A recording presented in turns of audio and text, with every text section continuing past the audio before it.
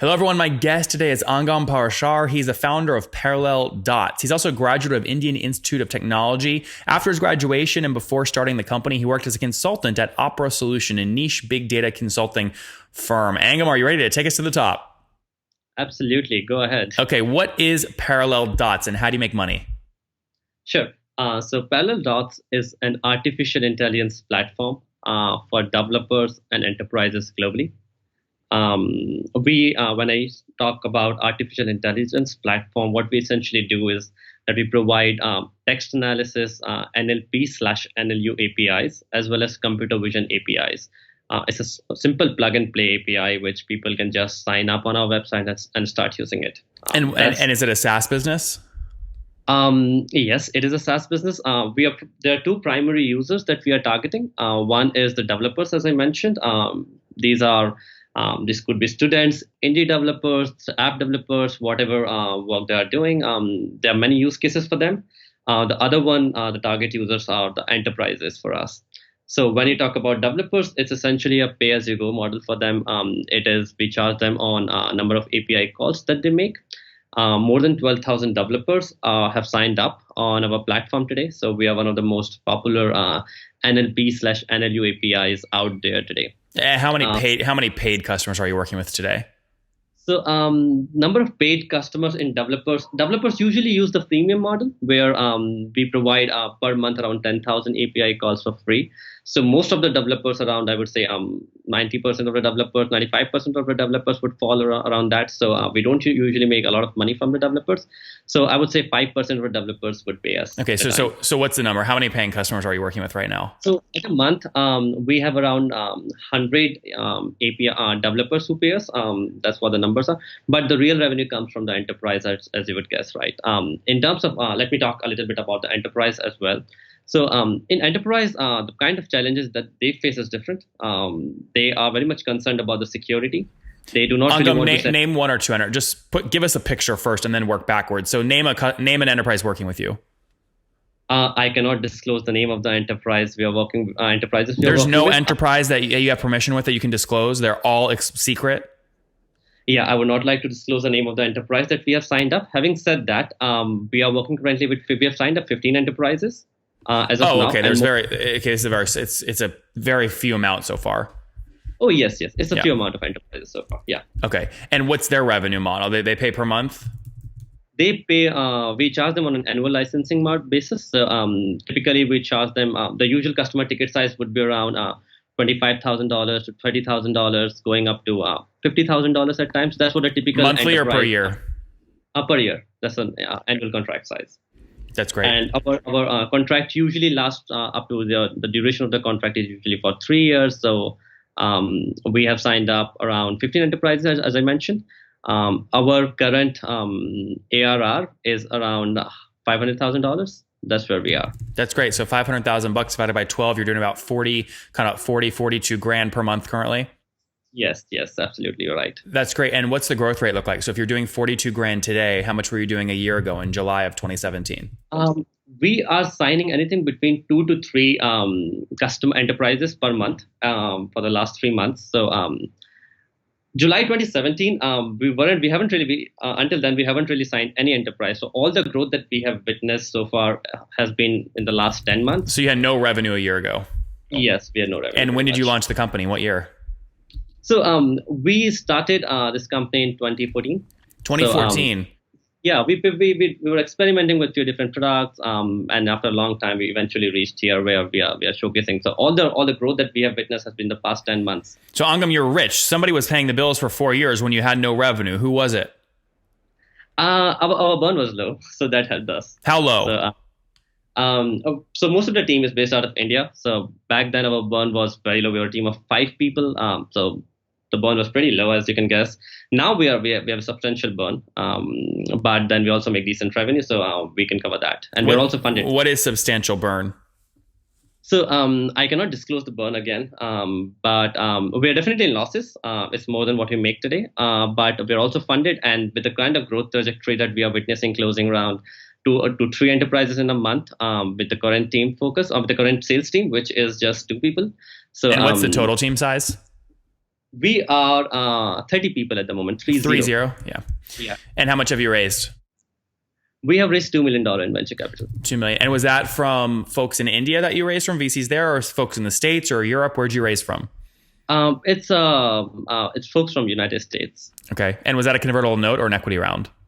Equity round. Oh, equity round. Very good. Why did you decide to do equity right out of the bat instead of doing a seed on a convertible note or something? So at that point of time, we were looking for an equity round because we wanted to have more. When we raised the money, we did not have a lot of clarity around revenue numbers that we had, and our team's DNA earlier was very much based on the AI research rather than on the business side of it. So our focus was always to publish the right papers, build the right technology, rather than going out to the market. So at that point of time, the money that we raised was more on the technology side rather than the business side. So we decided, hey, let's do equity. Let's do an equity round. I see. Okay. And what year was that you raised that capital? 2016. 16. Okay. And do you mind me asking, what valuation did you raise that at? I'm sorry, I cannot disclose that. Okay. What multiple of revenues at that point was it? We're talking like 10x or 4x or? At that point of time, as I mentioned, our revenue was nil. So it was the valuation was, if you talk about the multiples of revenue, it doesn't make any sense actually for us. So how did you go in and say, I want, this valuation when you had no revenue? What did you kind of base it on? It was simple actually. We had a lot of technology to show, and we had some previous failed products to show. So this is what we had, and we wanted to build the business as we go ahead. So those are the three things I had. I had a very strong AI team with me. I had a very strong technology with me, and I had some strong experience of how to build the products. So all these three things really helped us to raise this round of money. And are you raising additional capital right now? Oh yes, we are not actively raising it, but there's a lot of inbound requests now, given the traction that we have for the past 1 year. Let's see what happens. We're talking with a few investors. Let's see how it goes. How much are you looking to raise? We are looking to raise around $5 million. Okay. And are you, generally I guess you could call this your Series B. People are typically selling 5 or maybe 10% of the company, right? So, is it fair to say you're trying to get like a 45 million pre-money valuation, something like that? I don't think we'll get that kind of valuation with this much revenue. So, which is why I mentioned that. Let's see how it goes. The kind of valuation that I'm looking right now is more of a 20 million pre-money rather than 45 million pre-money. Yep. So 20 pre means what you'd be, if on 5 million, you'd sell what, 20% of the company? Yeah, that would mean selling 20% of the company. Yeah. Very good. And do you have a lead investor? Do you think you'll get it? We are in conversation with quite a few of them. Talks are in advanced stage. I would like to, of course, I'm hopeful. Do you have a term sheet yet? Yes, we have a term sheet yet. We are still negotiating. It might fall apart. It might just go ahead. Let's see what happens. Yeah, very good. Okay, walk me through some of the kind of customer economics. So you have a lot of developers on the platform, but your real bread and butter are these 15 enterprises using you. What's churn today? For enterprises, the churn has been zero. I have a small data point, so just 15 customers that you're talking about. The churn has been zero, and it's been over the previous 10 months only. So in developers, the churn rate is pretty high, as you would guess. But developers, for them, the use cases are very project driven. They have a certain use case. They solve it. Probably for students, they're doing a master's thesis, their bachelor's thesis. They use it. They go away. So that is what happens with the developers. But for enterprises, they have a huge scale at times. So the pay-as-you-go model doesn't really work for them. Apart from that, they're very very careful about the data that they want to send you. So they usually prefer on-premise deployment. There's another very interesting problem which hold on, are all of your deployments on-prem? Pretty much, yes. Okay, so with that in mind, what are you paying to acquire a new customer? Our acquisition cost per customer is around anything between $1,500 to $2,000 usually. Okay, well that's pretty good. If they're paying you $30,000 ACV, you're getting that money back instantly. I would also like to emphasize on the third point actually, which is enterprise have their different data sets. So often there's a bit of customization which is involved, which is what I call solutioning the API for these enterprises so that they see enhanced performance. So this also helps us make higher revenue. Yep. But just to be clear, again, your payback period is almost instant, correct? Yes, we charge the money in advance. Yes. Yep. Very good. Okay, very good. Let's wrap up here with the famous 5. Number 1, what's your favorite business book? My favorite business book? Yep. My favorite business book would be the recent Peter Thiel's book, that I read. 0 to 1. Yes, I loved it. Good. Number 2, is there a CEO you're following or studying right now? Jeff Bezos. Number 3, what's your favorite online tool for building your business? Online tool? Oh, Google Analytics. Number 4, how many hours of sleep do you get every night? 5. And what's your situation? Married, single, kids?